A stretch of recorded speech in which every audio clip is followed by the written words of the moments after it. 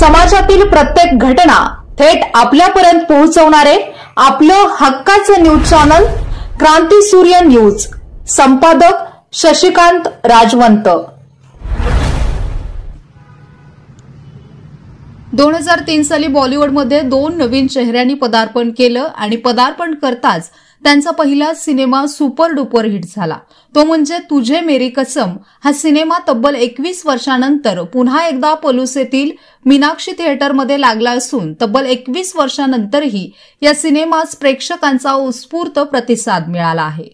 तुझे मेरी कसम सिनेमा इतका चांगला होता की लोक पहाटे रांगा लावून सिनेमाचे तिकीट काढत होती।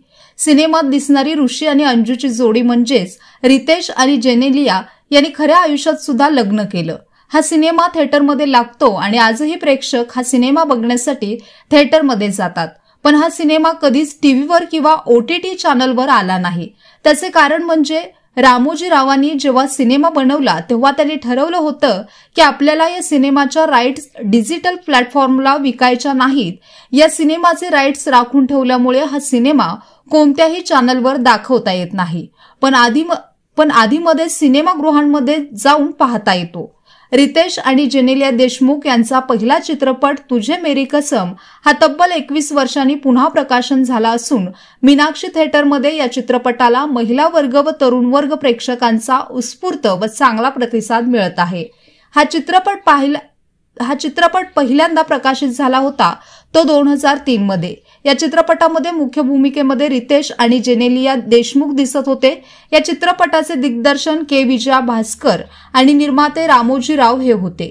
हा चित्रपट पुन्हा रिलीज 13 सप्टेंबर 2024 ला झाला असून प्रेक्षकांचा चांगलाच प्रतिसाद मिळत आहे, अशी माहिती पलूसेतील मीनाक्षी थिएटर व्यवस्थापकांकडून मिळाली आहे।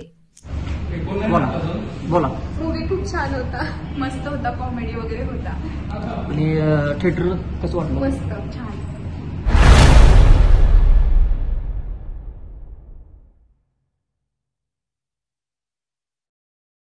क्रांती सूर्य न्यूज। संपादक शशिकांत राजवंत। सबस्क्राइब करा,